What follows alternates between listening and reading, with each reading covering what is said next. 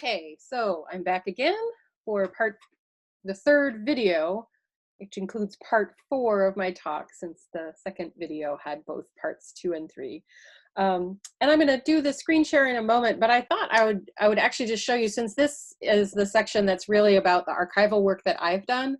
I thought I would show you the kinds of stuff that we're working with. So this is from a box of documents that I borrowed a couple of years ago from Doug and Carol Johnson, from old Doc Johnson's grandchildren, because they had, it turns out, the very earliest years of some of RMBL's archives in their garage, which is pretty cool.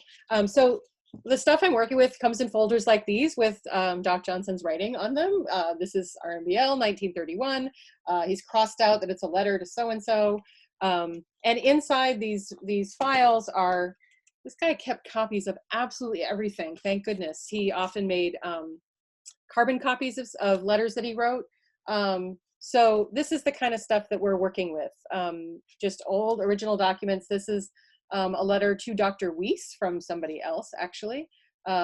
So that's interesting. This isn't even from Johnson. There's a piece of old RMBS stationery from one of those first few years before they changed the name, which is kind of cool. I didn't really show you that. Look, RMBS. Anyway, so what I've been doing is just going through files and files and files and files of all these old letters and documents and maps and receipts and other kinds of stuff, figuring out what might be useful in trying to tell the story of this place, and scanning those documents that look like they'll be meaningful in some way, or help fill in part of the story. We just scan them using an iPad and scanning software, so they don't have to sit in a machine.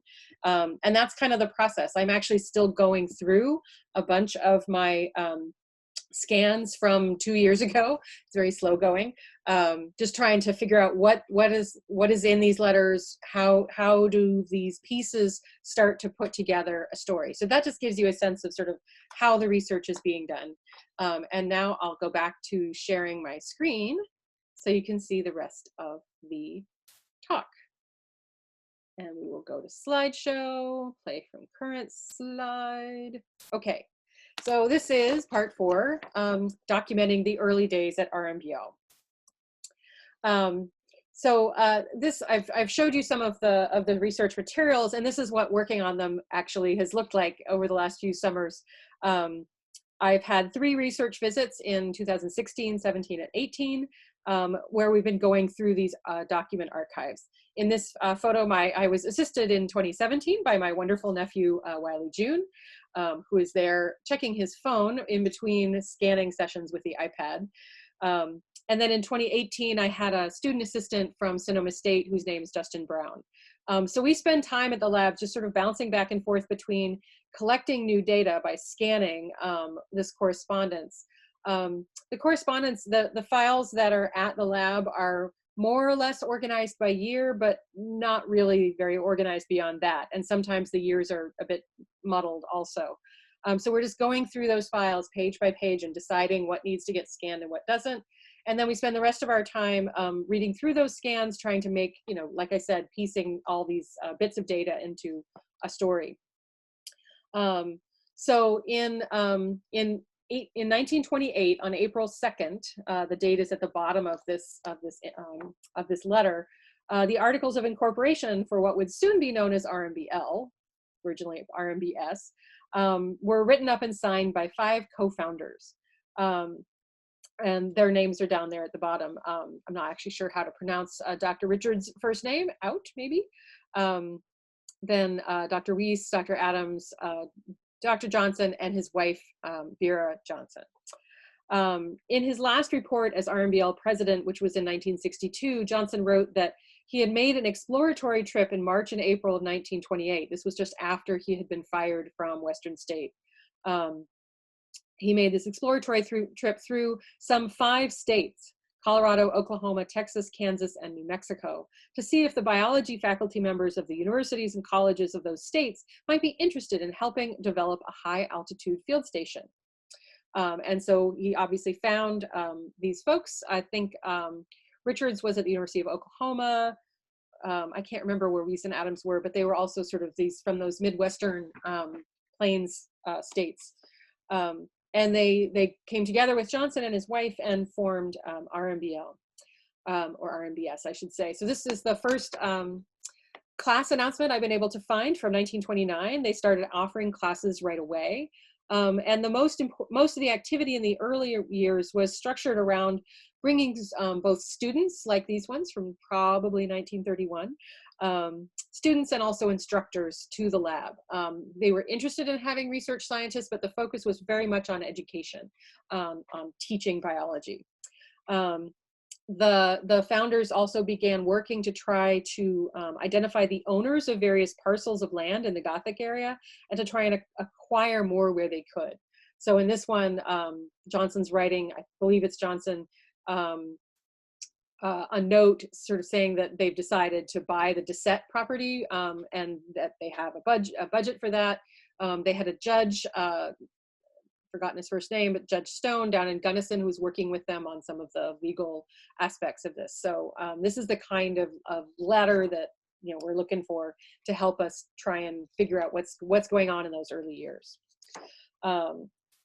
So Johnson and the other founding members, most of whom are pictured here, they organized the new lab following the model of rural agrarian cooperative settlements. They stressed that researchers could come and build a house on site, bringing their families in the summer, and become really personally involved with the development of the lab as an entity.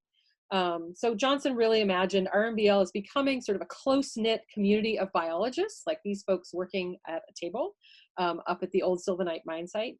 That those biologists would have long-term interests in the work that was done.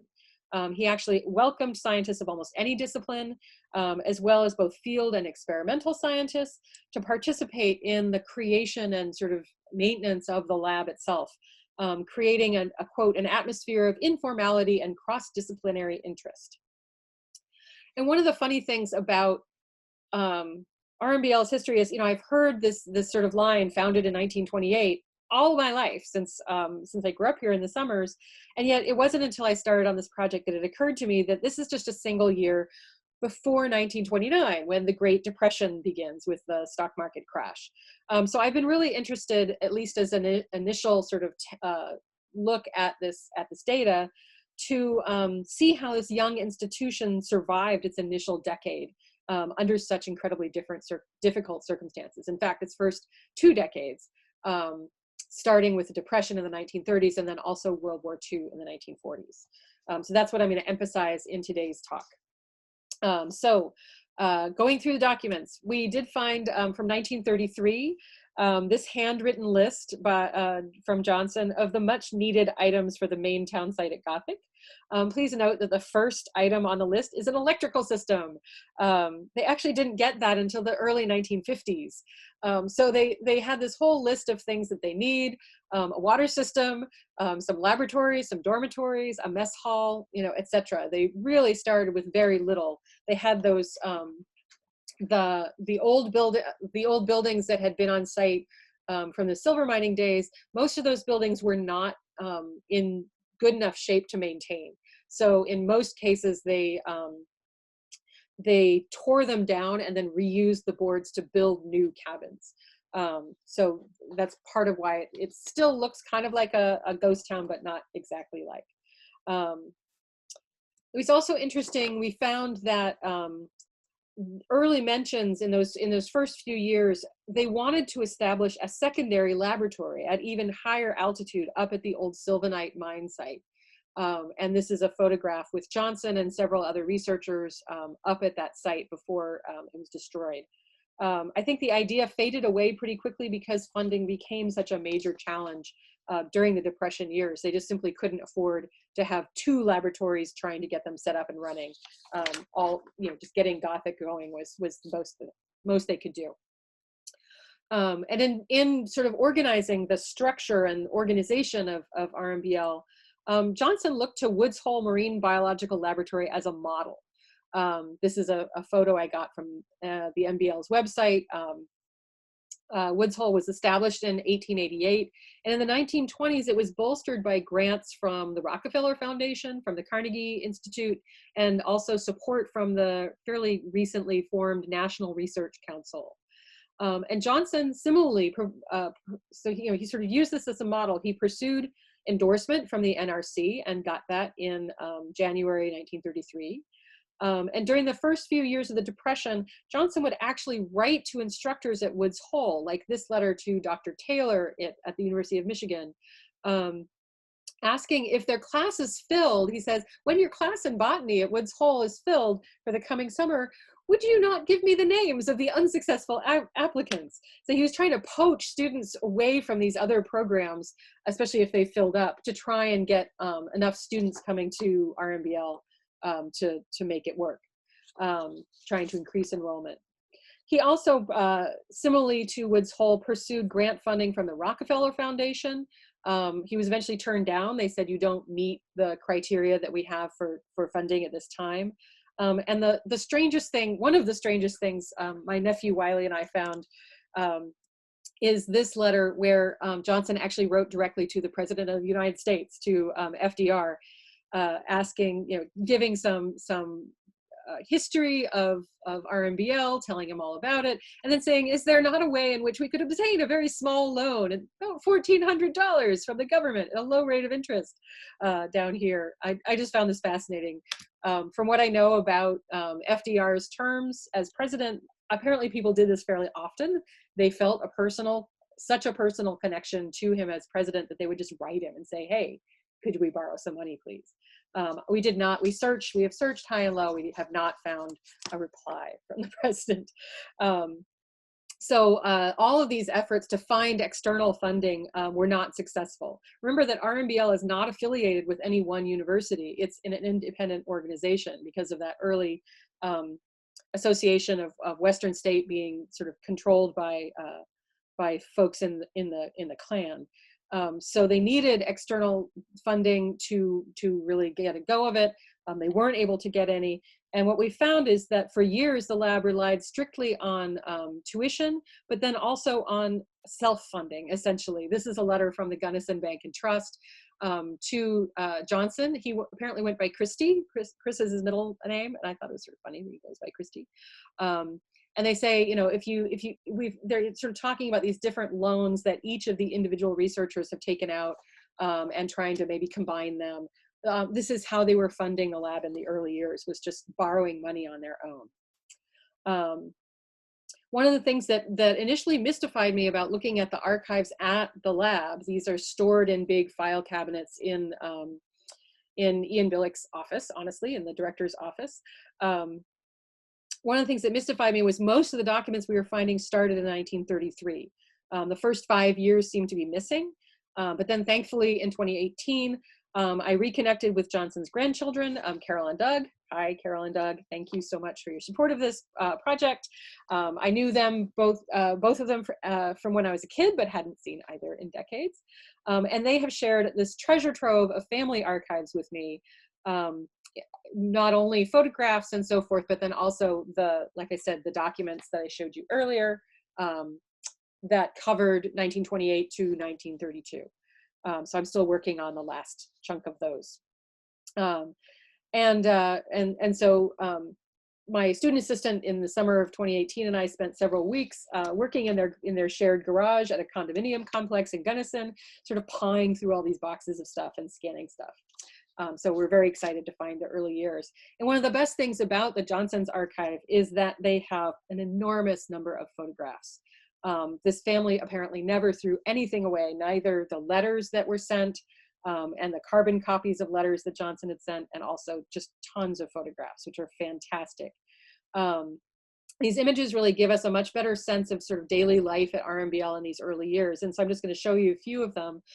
This is an outing at Emerald Lake, which is just above, up valley from RMBL. In 1929, so in that first summer. I'm not sure who all the people are, but Johnson is there on the right with his son, Chris, who later became the second director of the lab, and who I knew well as when I was a child. These are some students from 1929. There was a whole photo album made by Harriet Barclay and her husband of photos that they had taken on their first year there, which are just fantastic. And I love that the students are all wearing ties while they're at work, looking at books and skulls and everything else. This one is also from that same photo album of Dr. Manuel and Fisher. They appear to be up on a snowfield that's just below Emerald Lake. And of course, they're wearing ties, even a bow tie, which is so wonderful. And those fabulous tall boots that all the researchers seem to have. Manuel does not, but anyway. There were a fair number of women in both as students and as researchers. Harriet Barclay is the shortest woman on the far left standing. And it's fun to notice, this is from 1929, they all have very fashionably crimped hair, which was stylish at that time. And I loved finding this photograph in particular. This is Johnson holding a board. This was at the 1929 4th of July fish fry, the first of many fish fries that the lab had. And one of his sons, one of the twins, is signing it. This board itself is now in display in the Billy Barr Community Center and dining hall that's at RMBL. So if you go visit Gothic, you can look at this very board. And it's interesting, my student assistant, Justin, in 2018, pardon me, got particularly interested in RMBL's sort of early handyman and builder named Joe Savoy. And here's a picture that he found of him. He was doing this as a side research project from the work he was doing for me, because he was a McNair scholar and needed to have his own project. So he found that Savoy emigrated from northern Italy from a landscape that's very similar looking to the Colorado Rockies in 1920. He was following a brother who already lived in Crested Butte. And he worked as a coal miner during most of the year, but then he brought his family up to Gothic in the summertime. We haven't found out exactly how Johnson and Savoy first met, but Savoy and his wife Mary, shown here in Crested Butte, hanging out the laundry, they both provided critical support to the nascent lab in its early years. They would check on the buildings periodically through the year. They would arrange for supplies to be brought up, food and other kinds of things like that. And it's interesting that all of the correspondence with Johnson that we found was written by Mary. I don't know if that's because that was just she took control of that, or if Joe was perhaps less literate than she was, etc. But we get these indications from these letters of their relationship. And most centrally, Joe constructed somewhere between 5 and 8 buildings. I'm not entirely sure which ones he built. There's some smaller cabins that he may have built in addition to the big family houses. So he built these buildings at RMBL. Most of them are cabins for several of the regularly returning scientists and their families. This one is the cabin that the Barclays built in 1935. They, obviously paid for it. Joe built it by hand, and in fact, on the back side of it, in the concrete that is chinking the timbers, Savoy signed it, the Johnsons signed it, the Barclays signed it. It's all signed in the concrete, which is pretty cool. I should have put a picture of that in, but I didn't. Oh well. He also built the Johnson Lab, which has now been repurposed as the visitor center that's next to the town hall. And it was just really fun to work with Justin to try and research this family's history. We went to the Crested Butte Cemetery, where they have a family plot.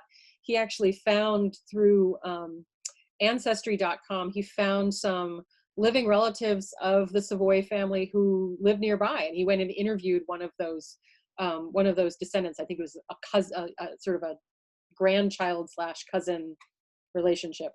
And so here's Justin at the cemetery looking at the family plot. So that was very cool to find out more about the Savoys.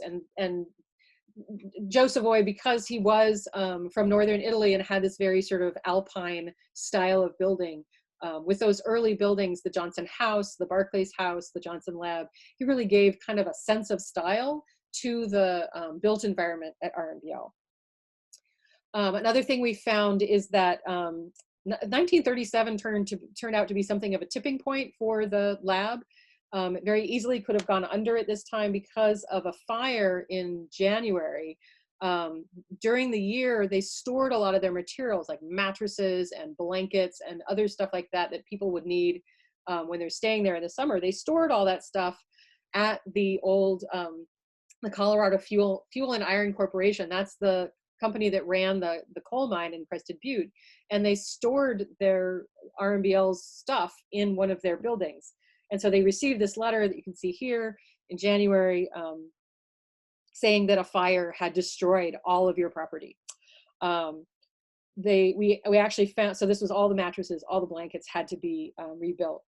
Or repurchased. We actually found a policy later on in 1950, an insurance policy for the blankets and the mattresses. After this experience, they insured them. They paid something like $5 on $700 worth of mattresses, which I thought was just kind of funny.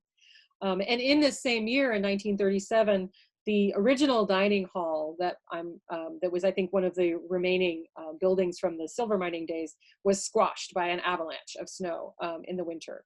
And so, like I said, this seemed like a moment where the lab could have just given up. Like they've lost all their material supplies in a fire, and the dining hall is squished. And actually, Joe Savoy broke his leg this year in a mining accident, and so he couldn't actually be of much help in trying to rebuild. But they did. And this photo from later in 1937 shows a brand new dining hall. You can see that Johnson has marked it over here with an arrow. The connections that Johnson made with the local community are what saved them, in essence, because the Gunnison County Commissioners funded the new dining hall, and a number of men from Crested Butte donated their labor to build it. So this really was a community effort. This dining hall is the one that when I was a kid growing up, we called the old dining hall. But that was, 1937 is when it was new. Here's what it looked like in 1966, the year that I was born. And it was torn down sometime, I believe, in the 1990s, maybe, or the early 2000s, because it had just become too decrepit. But there it is from when it was first built. So once we got, so they managed to get through the Depression years in the 1930s, sort of by self-funding, having small groups of students coming to the lab, and eventually sort of getting this sense of stability.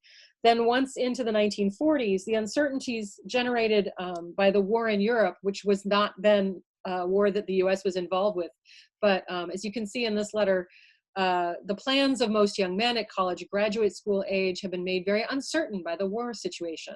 And because of family conditions, this uncertainty has spread to women as well. So they weren't getting enough applications from students. They finally decided in 1941 that they didn't have enough students to be able to get the summer session to work. So they actually canceled the summer session. They did again the following year. I thought this letter from 1942 was interesting because it mentions that the application of gasoline rationing to the entire country has made the problem of transportation to Gothic almost insoluble. So it wasn't even that people couldn't afford to do a summer course. Many of the young men, of course, were going off to war into military service.